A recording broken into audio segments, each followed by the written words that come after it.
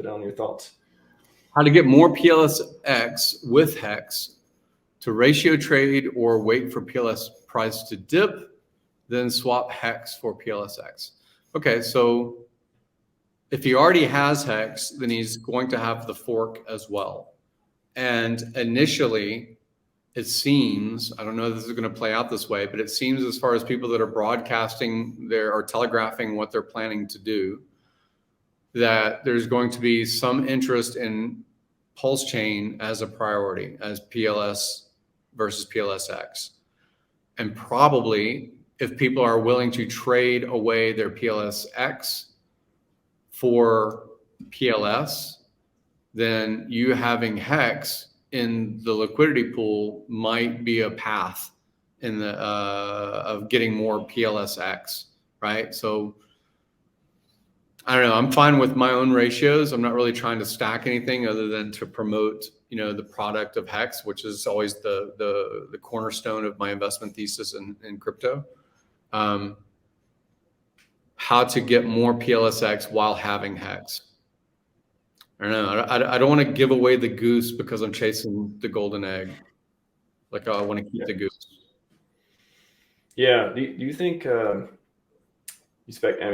general, when you get free tokens, a lot of times they get dumped. Do you think pHex will be different? Do you think it's just going to dive bomb, or do you think it'll be?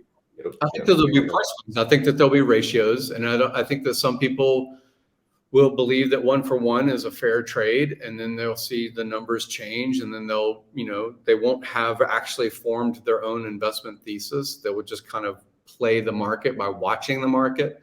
And, they're going to be cattle. There's going to be people that follow and think that they have a trend line, see that they see a ratio changing, and they're going to try to, front run or participate in that Pamplona, like when we run from the bulls or whatever. Mm-hmm. So that's why I advise in general that people should take play around inside of the test net. Put your own thesis to work. Say, hey, I want to accumulate more PLSX. Why? That's buy and burn. Why does buy and burn matter? Oh, it's a percentage of all the trades on the platform, buying up the token and then burning it so that you're shrinking the supply even faster than it's already deflating supply.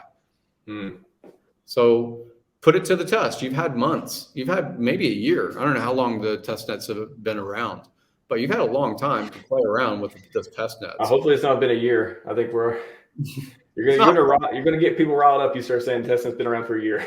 How long has it been around? It seems like time has stopped. It's been around for like 2 weeks. Okay, just 2 weeks. It's only been here 2 weeks. All right. Yes.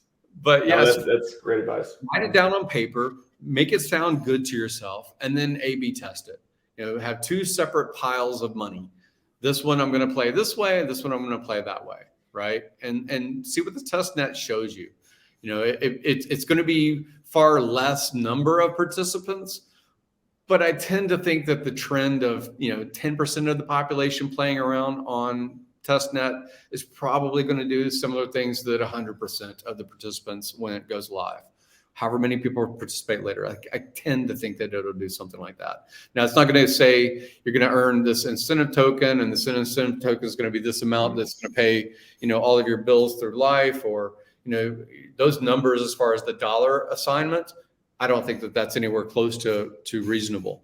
But the ratios, you could certainly say, here's my pile of token A, and here's how I'm trying to accumulate token B.